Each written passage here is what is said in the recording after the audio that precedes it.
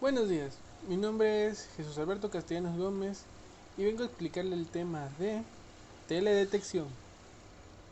¿Qué es la teledetección? La teledetección es la técnica que permite adquirir imágenes desde la superficie terrestre, desde sensores instalados en plataformas espaciales. Pues para poder entender este proceso, la visualización humana consta de un ejemplo de ellos. El ojo humano recibe un haz energético de los objetos que visualiza por reflejo de la luz solar. La técnica basada en los dos primeros tipos se le conoce como teledetección pasiva y teledetección activa, en la cual en la teledetección pasiva está la radiación solar reflejada en el objeto y la radiación terrestre emitida en el objeto.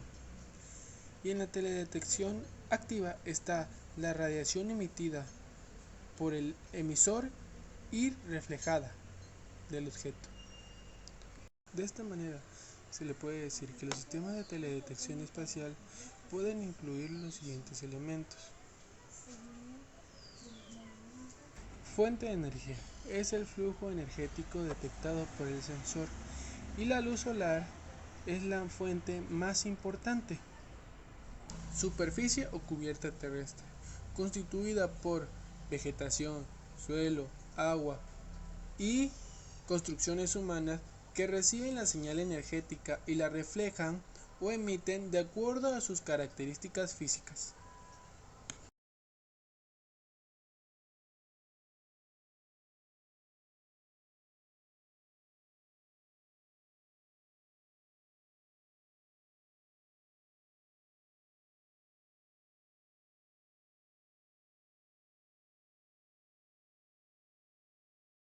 Sensor remoto o sistema sensor.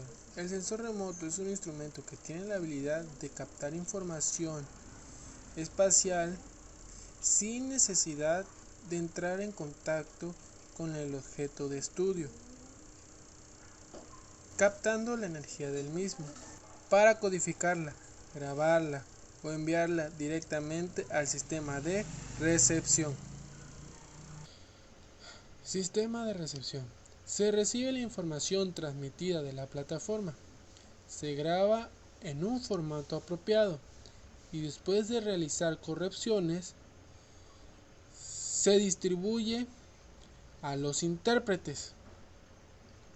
Intérprete es el que realiza la información a través de un tratamiento visual o digital u usuario.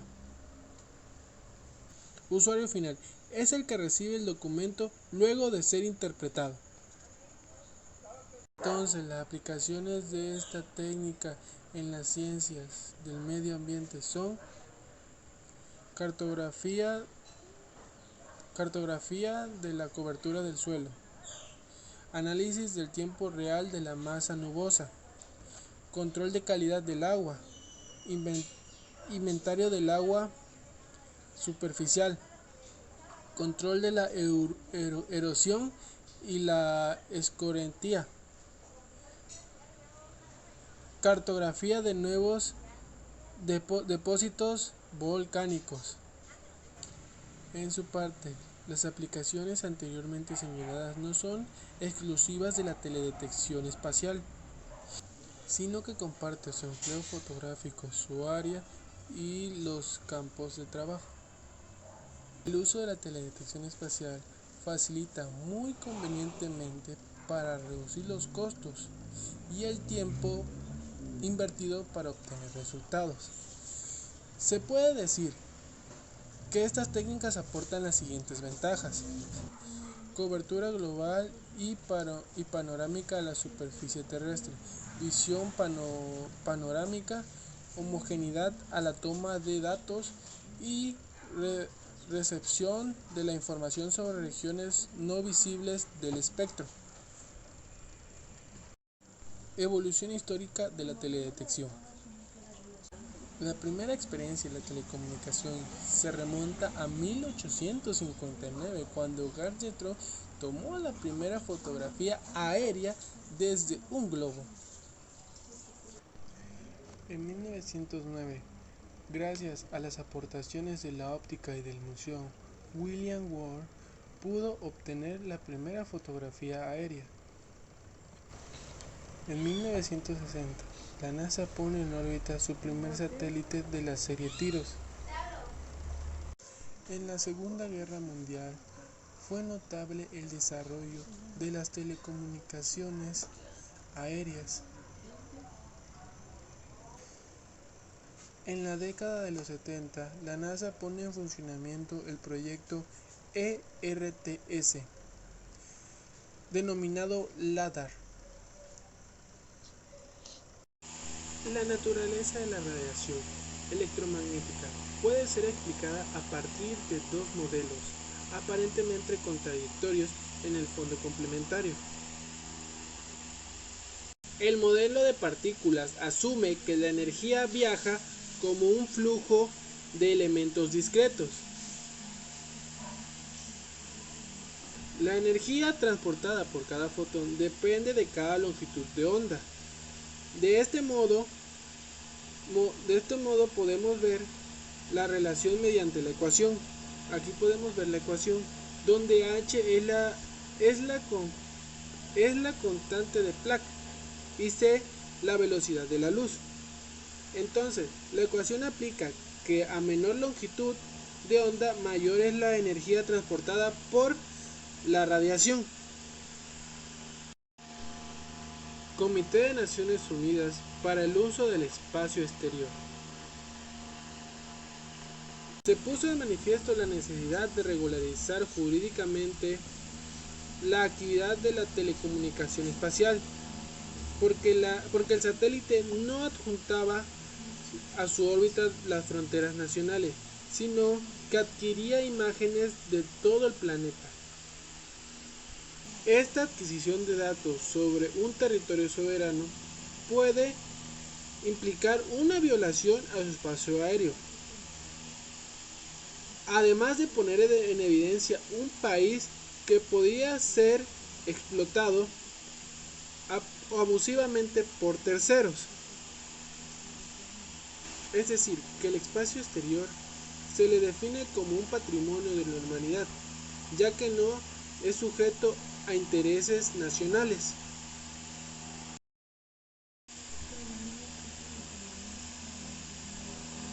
Teniendo en cuenta la teoría ondulatoria, la energía electromagnética se transmite de un lugar a otro siguiendo un modelo armónico y continuo, a la vez a la velocidad de la luz, y continúa dos compuestos de fuerza ortogonal entre sí, eléctricas y magnéticas. Las características de este flujo energético pueden describirse en dos elementos: la longitud de onda, que es la distancia entre dos superficiales de una onda, y la frecuencia, que es el número de ciclos que pasan en un punto fijo a una unidad de tiempo. Estos elementos están inversamente relacionados, como lo expresa en la siguiente fórmula. Aquí podemos ver la fórmula. Onda electromagnética. Así se puede distinguir cualquier tipo de energía radiante en función de la longitud de onda o frecuencia, aunque la sucesión de valores de longitud de onda es continua, extendiéndose desde lo más corto. Aquí podemos ver en la figura. Se le denomina espectro electromagnético a la organización de la energía de banda según la longitud de onda o frecuencia. Dependiendo del punto de vista de la teledetección, conviene detectar una serie de bandas espectrales, lo cual son espectro visible, infrarrojo próximo o cercano, infrarrojo medio y infrarrojo lejano o térmico. Bueno, en el espectro visible se lleva a ese nombre porque es la única radiación electromagnética que puede percibirse a la vista humana. infrarrojo próximo o cercano. También se denomina infrarrojo reflejado o fotográfico, ya que puede detectarse a partir de ciertos datos de emulsión especiales. Bueno, infrarrojo medio. En esta banda se intermezclan los procesos de reflexión de la luz solar y emisión de la superficie terrestre. Y por último, infrarrojo lejano o térmico, que dice que incluye la porción emisiva del espectro terrestre. Interacción entre la radiación y los objetos. Dice que todos los objetos, inmediatamente de la radiación que emitan, van a recibir radiación fundamentalmente del Sol. En función del tipo de objeto que estemos considerando, pueden ser tres caminos. Reflejante, que dice la radiación es reactiva de vuelta al espacio. Absorción, la radiación pasa a incrementar la energía del objeto, o sea que la aumenta. Y transmitirse, que dice que la radiación se transmite hacia los objetos situándose detrás. Un cuerpo concreto va a depender de la longitud de onda de que se trate y de las características de ese cuerpo. Una primera línea generales acerca del comportamiento de diferentes objetos respecto a su interacción con la radiación sería atmósfera reflejada, nube, agua y superficie terrestre.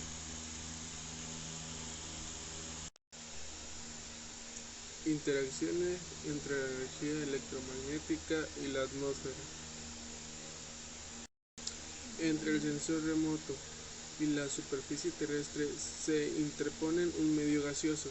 La atmósfera es la envoltura de aire que rodea la Tierra, y esta compone a su mayor parte de nitrógeno, oxígeno, ozono, dióxido de carbono, vapor de agua y contaminantes.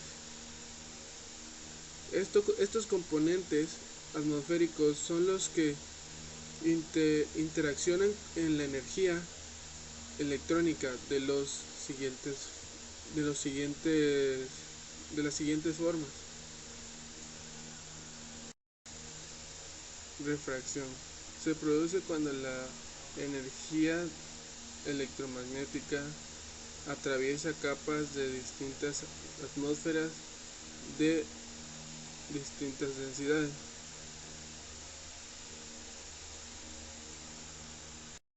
Lo que motiva a la misma línea recta que se haga una leve curvatura. Reflexión. Ocurre en el amanecer o el atardecer. De ahí las fotografías aéreas. Se toma durante el mediodía, es decir, cuando los rayos del sol son perpendiculares a la superficie terrestre. Dispersión. Se produce debido a las partículas en suspensión y gases presentes en la atmósfera. Dispersión Rayleigh. Es cuando el tamaño de la atmósfera es proporcional o mayor a la longitud de onda. Dispersión μ. Es cuando la partícula interactúa con cualquier longitud de onda. Absorción. Se encuentra presente en la atmósfera haciendo referencia principalmente a el ozono, el vapor de gas, el vapor de agua y a hidrocarbónico.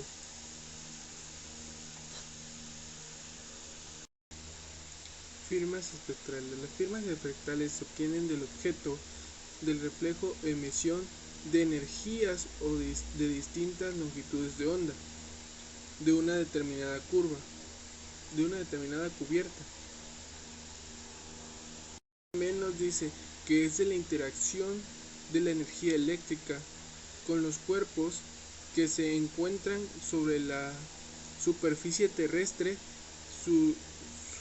surge de las denominadas curvas significaturas o firmas espectrales. En principio se resume que cada cuerpo u objeto va a poner una única signatura que lo caracteriza. Sin embargo, existen ciertos factores que van a modificar esta firma espectral, como por ejemplo, ángulo de iluminación solar. Depende de la fecha del año o del momento del paso del satélite. Modificación en el relieve instrumental en el ángulo de iluminación, como la pendiente en las laderas. Influencia en la atmósfera, especialmente en lo que se refiere a la disminución selectiva en distintas longitudes de onda.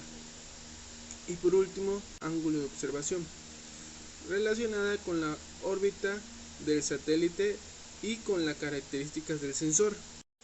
Bueno, en las respuestas espectrales tenemos algunos conceptos.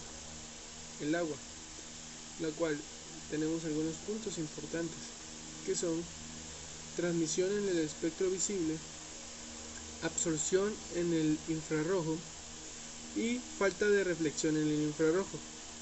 También tenemos vegetación sana, en la cual igual tenemos otros tres conceptos, que son: tiene una reflexión baja en el visible, alta reflexibilidad en el infrarrojo y disminución en el infrarrojo medio. Como también tenemos la vegetación enferma.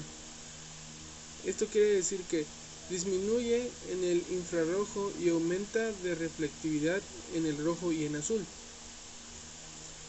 El envejecimiento de las plantas conlleva también a reducir a las reflexiones en el infrarrojo. Y el último punto sería la cantidad de energía de los fotones que viajan con longitudes de onda. Sensores y plataformas.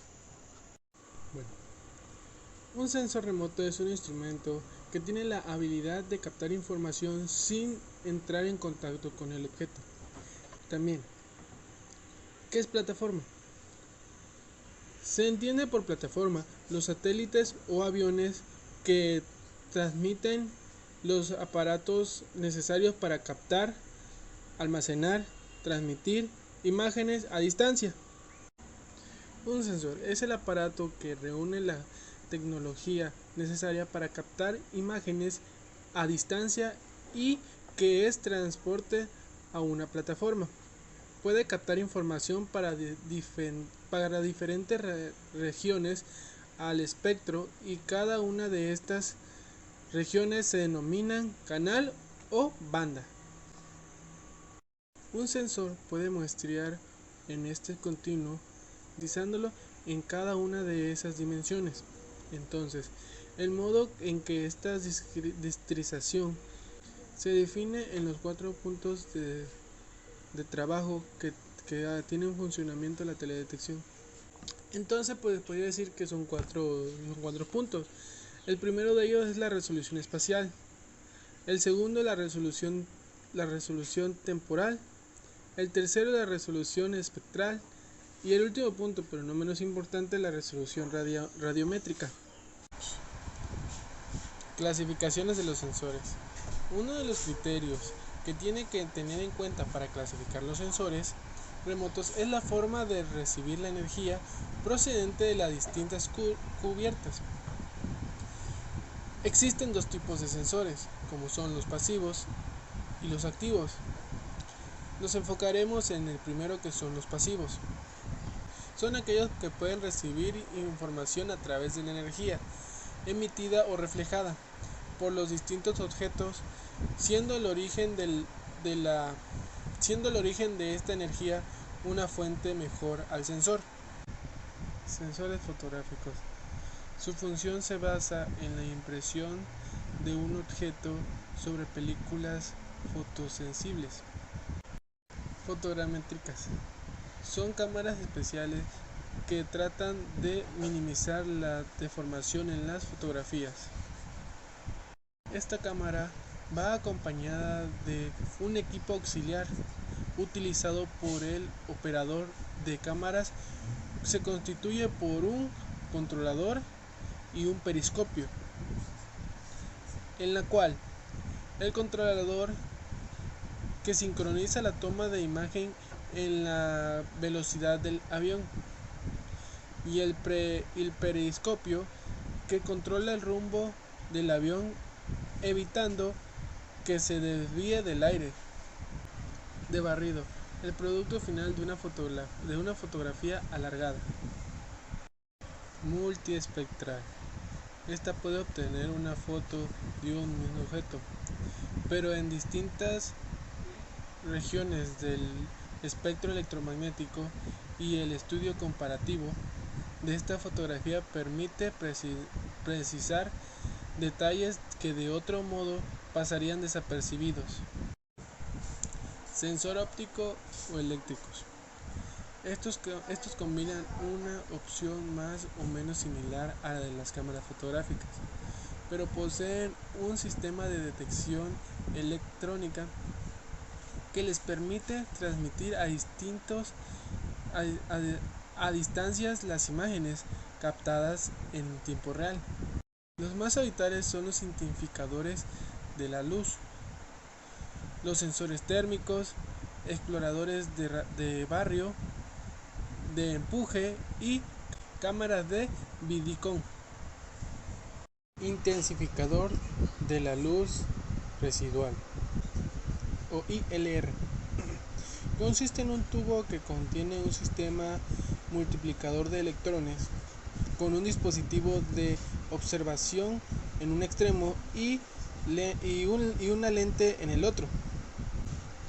El tubo recorre la luz y la aplica hasta 50.000 veces. Estos sistemas trabajan entre los 0.7 y los 1.2 micrones de longitud de onda. Los ILR de primera generación aplican las imágenes en etapas y se los denominan tubos de cascada. Los de segunda generación mejora este sistema de cascada y se les denomina placas de microcanales, empleando fibras ópticas para acelerar el proceso. Sensor térmico. Estos sensores son de uso habitual en las miras térmicas que emplean los aeronaves de ataque. Explorador de barrido. Estos se denominan exploradores o rastreadores de barrio. Escáner, entre comillas, consta de un espejo móvil que oscila perpendicularmente a la dirección de la trayectoria, que les permite explorar una franja de terreno o a ambos lados de la traza del satélite. En definitiva, el sensor convierte una señal analógica en un valor digital, pero por lo que no se puede hablar propiamente de fotografías, sino de imágenes digitales en razón con su estructura interna. Exploradores de empuje. En estos equipos, el espejo oscilatorio es reemplazado por una cadena de detectores que cubren todo el campo de visión del sensor. Esos detectores van fundamentados con el movimiento orbital del satélite. De ahí el nombre de explorador de empuje, ya que se explora en cada momento una línea completa, desplazándose esta simultáneamente con la plataforma. Cámara de Vidicon. Es un sistema muy parecido a la cámara de la televisión, que puede trabajar en forma pancromática o multibanda. Sensor de antena. En este grupo se encuentra la radiación de microondas, que en un sensor que opera en el rango del espectro correspondiente a la longitud de ondas largas, normalmente entre 1 a 100 milímetros. Pero estas no están afectadas por las situaciones atmosféricas ni por las condiciones de iluminación. Continuando el tema, sensores activos. Dice que hay distintos tipos de sensores remotos activos, entre los que se destacan el visor nocturno, el de primera generación, el radar y el lidar. Visor nocturno de primera generación. Este dispositivo emplea un emisor de luz infrarroja. Surgió durante la Segunda Guerra Mundial con el propósito de distinguir blancos enmascarados.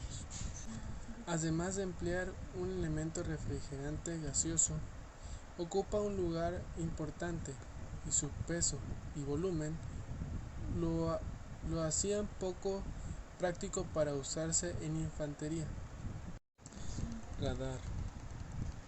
Este dispositivo emite una onda electromagnética que al rebotar con el objeto regresa al emisor, además de a las formas, las distancias al mismo.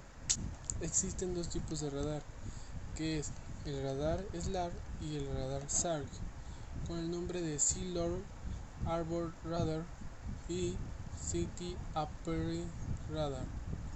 LIDAR emite pulso de luz polarizado en el ultravioleta y el infrarrojo cercano.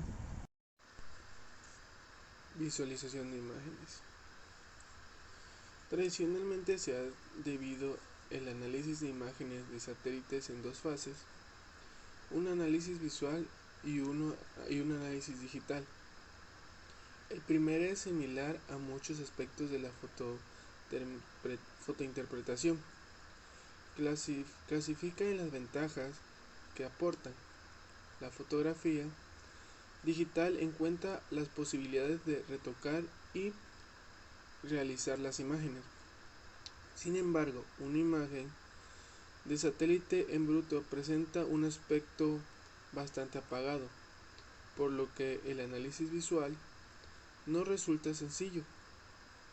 En teledetección se han desarrollado diferentes técnicas que permiten realizar determinados aspectos para facilitar este análisis. Ajuste de contraste. Los sensores utilizados en teledetección están calibrados para recibir valores muy altos de radiación, sin llegar a saturarse, porque lo normal es que todos los valores recibidos estén muy debajo de los máximos posibles. La consecuencia es que la velocidad de ND obtenidas son muy bajos y la imagen se va a ver o oscura o poco contrastada. Unas formas de solventar este problema es ajustar el contraste mediante diversas técnicas, que son expansión lineal restringida y ecuación de histograma. Composición de color.